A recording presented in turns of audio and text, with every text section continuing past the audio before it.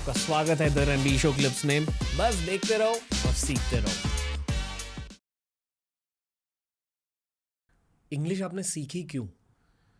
क्योंकि जब मैंने LSD की और जब उसके इंटरव्यू शुरू हुए तो आई रियलाइज़ कि यहाँ तो सब इंग्लिश में बात करते हैं इन मुंबई।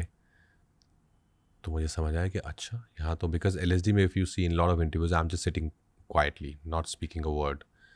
फिर मुझे समझ आया कि ये लैंग्वेज तो आनी चाहिए। और बिकॉज जहाँ से मैं आया हूँ गुड़गांव, जो दोस्त भी थे आसपास के सब हिंदी भाषी हैं, and as I said English was just a subject for us कि ये जैसे सोशल स्टडीज़ है, मैथ्स है, ऐसे इंग्लिश है, इसको पढ़ के इसमें मार्क्स लगे पास होना होता है। बिकॉज कोई भी लैंग्वेज आपको बोलने से आती है, आपका एनवायरनमेंट आपको वो लैंग्वेज सिखाता है, और वो कभी था नहीं। फिर यहाँ पे आया तो समझ आया कि ये तो चाहिए। Then of course I started speaking conversing in English with people, टूटी फूटी जैसे भी तोड़ मरोड़ के सुन के बहुत सीखता था मैं सुन के कि अच्छा ये क्या, अच्छा ही के साथ डोंट नहीं आता, ही के साथ डजंट आता है, ओके। तो ये सब सीख के फिर लोगों से पूछता भी था कि एक सेकंड ये आपने यहाँ पे ऐसे क्यों बोला है, अच्छा ओके हाँ।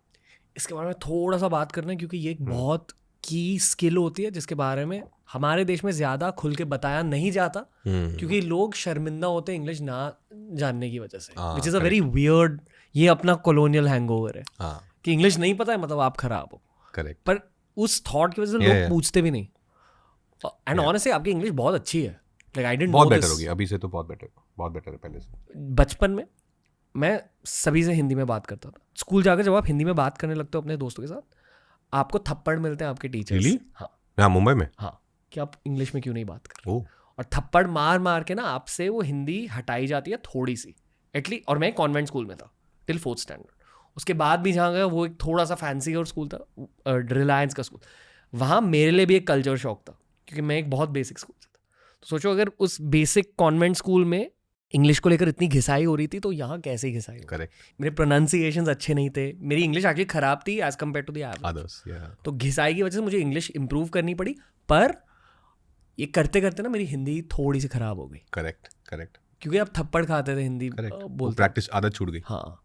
तो जब हमें यूट्यूब स्टार्ट करना था इन हिंदी, मेरा ये इंग्लिश चैनल था पहले, हमने एक नया जहाँ ये चैनल अभी वो थोड़े टाइम बाद स्टार्ट हुआ और मुझे हिंदी के ट्यूशन्स लेने पड़े। अच्छा। To talk on screen. Oh, क्योंकि आप दोस्तों के साथ बात कर सकते हो, कॉन्वर्सेशन हिंदी ठीक है, पर जब आपको मैं लोगों को फिटनेस सिखा रहा था या पर्सनल फाइनेंस सिखा रहा था, वो एक जगह पे खड़े होकर खुद स्क्रिप्टिंग करनी होती है। तो नाउ आई फील कि मेरी हिंदी काफ़ी ज़्यादा इंप्रूव हो चुकी है, पर थोड़ा सा वक्त एफर्ट लगा। और आई फील कि talking to camera for entertainment ये सबसे मुश्किल चीज़ होती है। आपको उसमें तो लैंग्वेज पे पकड़ बहुत चाहिए आपको।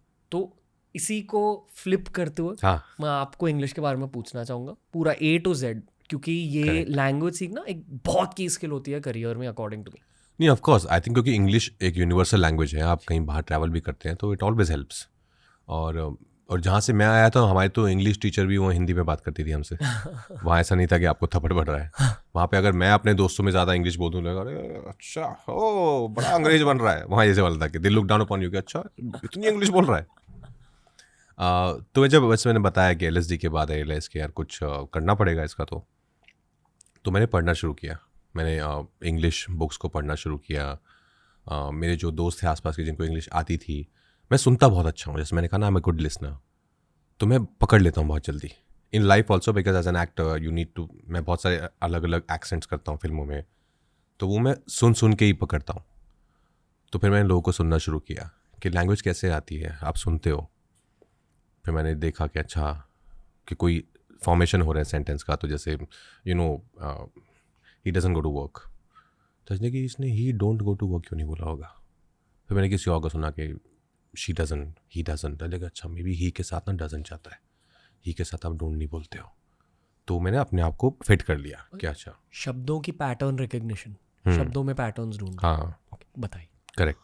तो ये सब आई थिंक धीरे धीरे इट्स एन ऑर्गेनिक प्रोसेस। ऐसा नहीं कि 3 दिन का कोई मैंने कभी इंग्लिश क्लास नहीं की कभी, लेकिन सीख के सुन के अपने आप सुन के मैंने उसको सुनता रहा, जमा करता रहा, started using it in my life.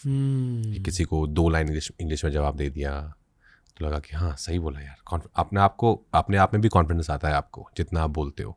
जैसे I am sure when you started out in Hindi and now you must be feeling more confident than how you were earlier. हाँ डेफिनेटली, मतलब Yeah, वही same. ज़्यादा बात करके, करेक्ट, ज़्यादा बात करके, तो वही हुआ मेरे साथ भी।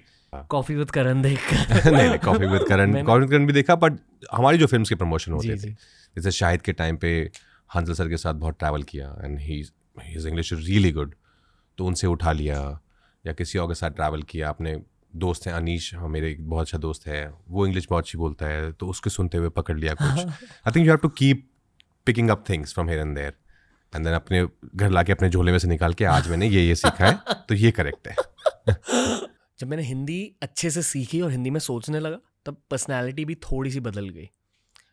मैंने ये जाना हिंदी और उर्दू के बारे में भी कि दोनों बहुत ज़्यादा इमोशनल लैंग्वेजेस हैं, एंड आई फील कि मैं ज़्यादा इमोशनल हो गया, मैं ज़्यादा एम्पैथेटिक हो गया, क्योंकि दूसरों के इमोशन ज़्यादा पहचानने लगा। करेक्ट। तो इंग्लिश सीख कर क्या बदला?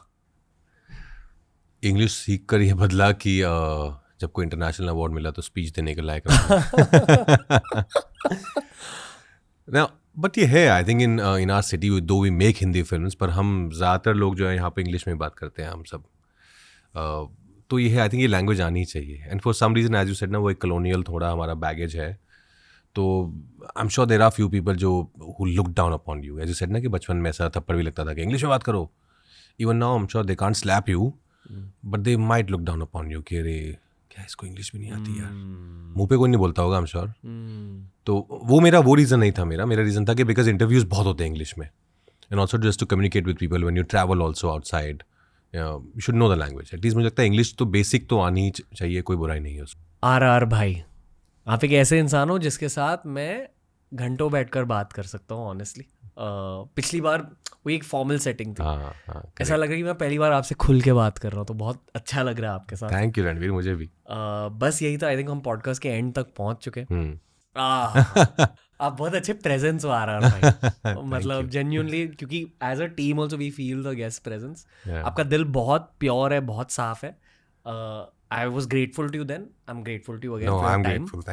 Thank you bro. आप भी एक आर्टिस्ट हो, एंड कुछ आर्टिस्ट होते हैं जहाँ उनके आसपास जो प्रोविडेंस है वो दुनिया को भी दिखाई देता है। अक्सर खुद को तो दिखाई देता ही है, पर आपके आसपास की जो भी ब्लेसिंग्स है, पीपल रिकग्नाइज इट। एंड ये मैं as a very deep compliment कहना चाहूँगा। वर्ड्स बेसिक है, but please take the depth of it कि you are here to stay. That's what Thank you. You too. You are here to stay and rule. Thank you. Really appreciate it. Thank you for teaching me a lot just through conversation. Thank you. Likewise. Thank you for your podcasts. दोस्तों, ऐसे ही बहुत सारे clips upload किए हैं इस channel पर। Channel को explore करो, देखते जाओ और सीखते जाओ।